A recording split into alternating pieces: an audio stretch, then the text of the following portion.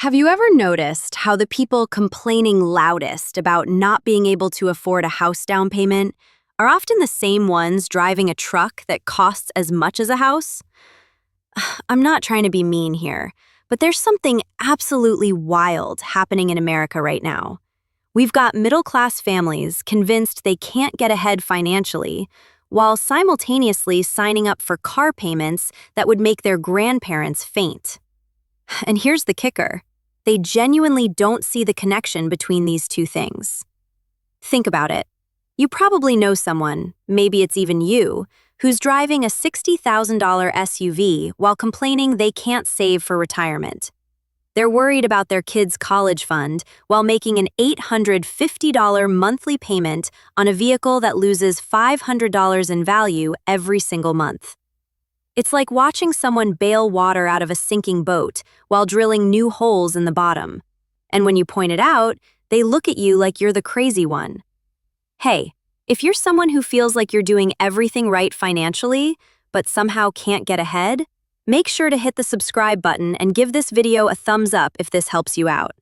Because what I'm about to show you is probably the single biggest financial mistake keeping hardworking people trapped in the middle class. And almost nobody is talking about it honestly. Let's start with a scenario that probably sounds familiar to millions of Americans. Meet Sarah. She's a teacher making $55,000 a year. She's responsible, pays her bills on time, has decent credit. 3 years ago, she bought a new Honda CR-V for $38,000. She put $3,000 down, got a 6-year loan at 5.5% interest, and her monthly payment is $580.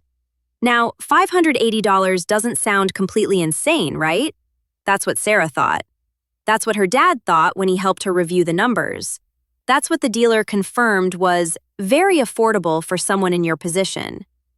Except here's what nobody mentioned to Sarah in that dealership, and this is where things get really interesting.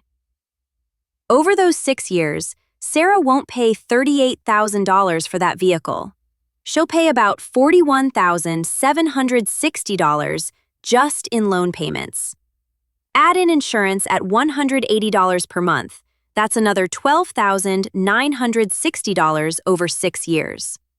Factor in gas at $200 monthly, and we're talking another $14,400. Maintenance and repairs over 6 years will easily run $6,000, probably more. When you add it all up, Sarah is going to spend approximately $75,000 on this vehicle over 6 years. Now, pause for a second and let that sink in. $75,000. That's more than she makes in an entire year. And at the end of those 6 years, that CR-V will be worth maybe $15,000 if she's lucky. She will have spent $75,000 to own a $15,000 asset. But here's the part that should keep Sarah up at night, and this is what absolutely nobody talks about.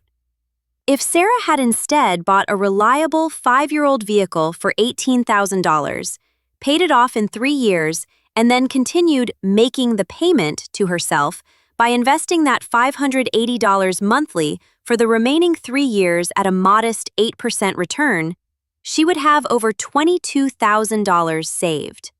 Plus, she'd own a paid-off vehicle. Instead, she has a 6-year-old car and zero savings from those payments. But wait, it gets so much worse. Most people, including Sarah, don't stop at one car payment. Remember, this is America. We don't do just one car payment per household. The average American household now has 2.28 vehicles. So let's say Sarah's husband also has a truck payment. Not even an expensive one, just a used pickup he bought for $32,000 with a payment of $520 per month. This couple is now spending $1,100 monthly on car payments alone. That's $13,200 per year just in payments, not including insurance, fuel, or maintenance. Over 10 years, assuming they keep getting new vehicles every 6 or 7 years like most Americans do, they'll spend over $200,000 on transportation. Now imagine if they had instead driven reliable used vehicles and invested that $1,100 monthly difference. Over 20 years at 8% annual return, that's over $600,000. Not a typo, $600,000. That's the difference between retiring comfortably and working until you're 75. And we're talking about a middle-class couple making normal financial decisions that everyone around them says are perfectly reasonable. Here's the thing that makes this trap so insidious. Nobody wakes up one day and says, "You know what? I'm going to trade my financial future for a nicer car." That's not how this works. The trap is much more subtle, much more psychological, and it's been engineered over decades by an industry that's gotten really good at separating you from your money. Let me explain how this actually happens in real life. Someone's driving an older car that needs some repairs. Maybe the transmission is starting to slip, or they need new tires, or the check engine light keeps coming on. They take it to the mechanic and get quoted $2,500 for repairs. And this is the critical moment where everything goes wrong. They start doing mental math. $2,500 to fix this old car? That's like 4 months of car payments on something new. And with a new car, I wouldn't have any repair worries for years.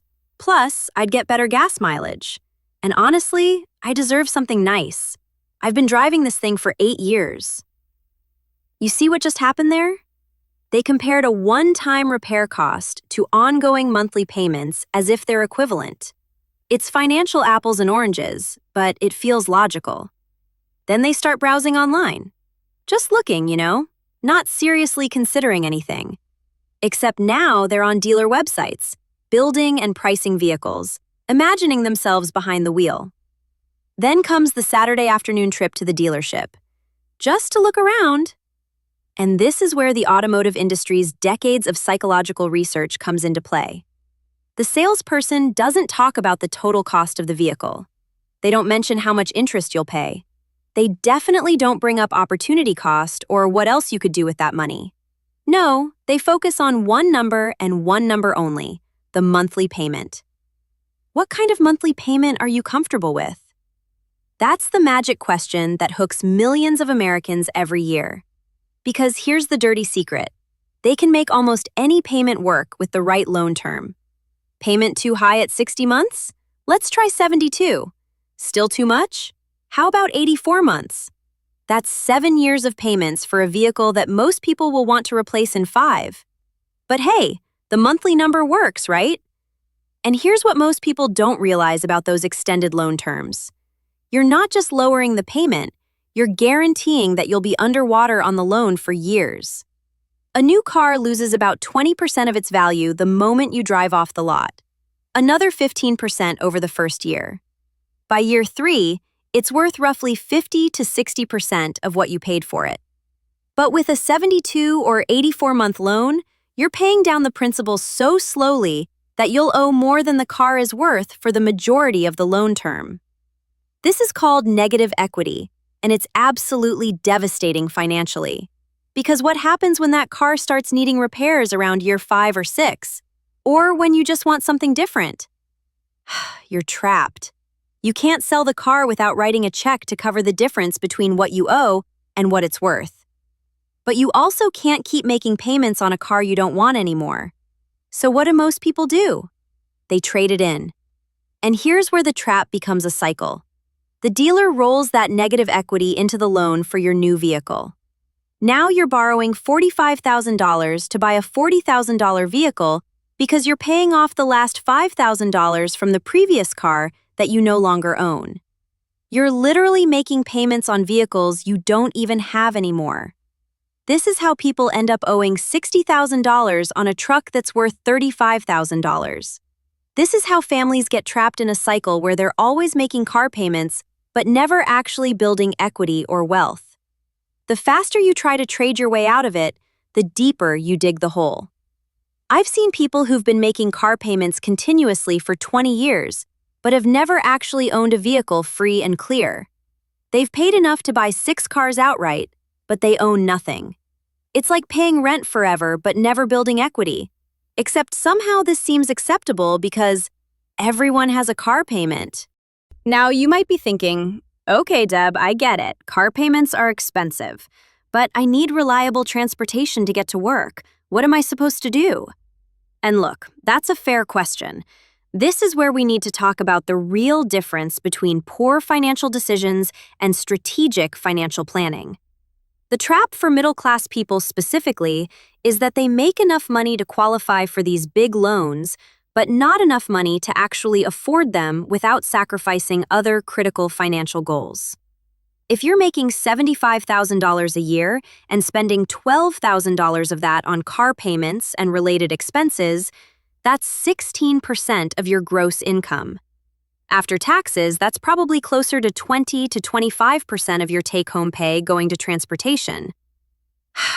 That means you're either not saving for retirement, or you're not building an emergency fund, or you're not saving for a house down payment, or you're carrying credit card debt. Something has to give. You literally cannot do everything you need to do financially when a quarter of your income is going to vehicles that are losing value every single day. And here's the most frustrating part. The people who actually can afford these vehicles usually don't buy them. Seriously, study after study shows that truly wealthy people drive older, paid-off vehicles. They understand opportunity cost. They know that every dollar spent on a depreciating asset is a dollar that's not growing their wealth. So here's what actually works, and I know some people won't want to hear this, but I'm going to tell you anyway because this is literally the difference between building wealth and staying broke forever. Buy reliable used vehicles with cash or a very short loan term. I'm talking 3-year-old vehicles that have already taken the biggest depreciation hit. Pay them off as quickly as possible. Then, and this is the critical part, keep making that payment to yourself. Take that $600 or $800 or $1,000 monthly payment and put it in an investment account. Drive that vehicle for 10 years. While everyone around you is trading up every few years and always having a payment, you're building wealth. In 10 years, you'll have enough saved to buy your next vehicle in cash, and you'll have built a substantial investment account. Then you repeat the process, but this time you're doing it with even more money working for you. Here's a concrete example. Let's say you buy a 3-year-old Camry for $22,000. You take a 3-year loan at 4.5% interest. Your payment is about $650 per month. After 3 years, the car is paid off and worth about $15,000.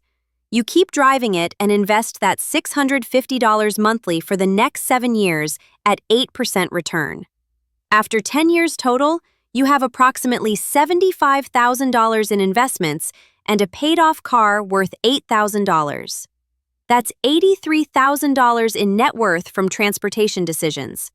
Compare that to someone who bought new every 5 to 6 years with 6-year loans.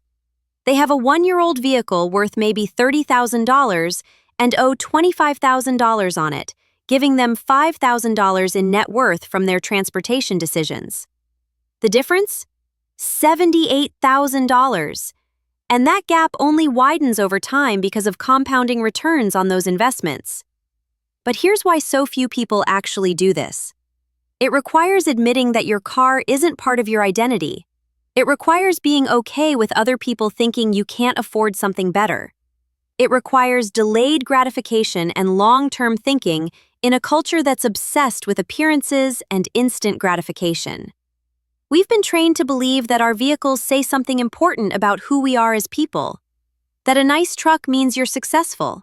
That a new SUV means you're responsible and taking care of your family. That a luxury sedan means you've made it. But here's the truth nobody wants to hear. Your vehicle says absolutely nothing about you except how you choose to allocate your financial resources. The person driving a 10-year-old paid-off Accord and investing $800 monthly is infinitely more financially successful than the person driving a brand-new $50,000 truck with a 7-year loan. One of them is building wealth. The other is destroying it while looking good doing it. Look, I'm not saying you can't ever have a nice vehicle. I'm not saying you have to drive a beater forever. What I'm saying is that the order of operations matters enormously. Build wealth first. Get to the point where vehicle payments are a tiny percentage of your net worth and income. Then, if you want to spend money on a nicer vehicle, you can actually afford it without sacrificing your financial future. But the middle-class trap is buying the lifestyle before you can afford the lifestyle. It's prioritizing appearance over substance, and it's bankrupting millions of hardworking Americans who genuinely don't understand why they can't get ahead despite doing everything they think they're supposed to do. The average American will spend over $500,000 on vehicles during their lifetime. If instead they spent $200,000 on more modest vehicles and invested the difference, they'd retire with over $1.5 million more than they would have otherwise. That's not a typo. We're talking about the difference between a comfortable retirement and working until you physically can't anymore. And it all comes down to transportation choices that most people think are completely normal. So here's my challenge to you. Calculate your true cost of vehicle ownership. Include everything: payments, insurance, fuel, maintenance. Then calculate what that money could do if invested instead. Really sit with those numbers. Let them sink in. Then make a conscious decision. Are you okay with the trade-off? Are you comfortable spending potentially hundreds of thousands of dollars more on transportation in exchange for driving newer, nicer vehicles? Because it's your money and your choice, but make it consciously, not by default. Don't sleepwalk into the trap that keeps so many middle-class families broke forever. The people who build real wealth aren't smarter than you. They don't necessarily make more money than you, but they understand opportunity cost.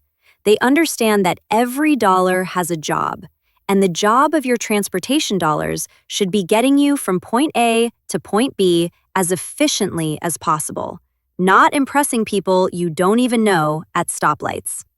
Your financial future is quite literally driving away from you, $580 at a time. The question is whether you're going to keep watching it go or whether you're going to make the changes necessary to actually build wealth instead of just looking like you have. If this video opened your eyes to something you hadn't considered before, smash that like button and share it with someone who needs to hear this message. And if you want more no-nonsense financial truth that actually helps you build wealth instead of just managing poverty, make sure you're subscribed. Because the path to financial freedom isn't complicated, but it does require making choices that most people aren't willing to make. Thanks for watching, and remember, the best time to stop the car payment trap was before you started. The second best time is right now.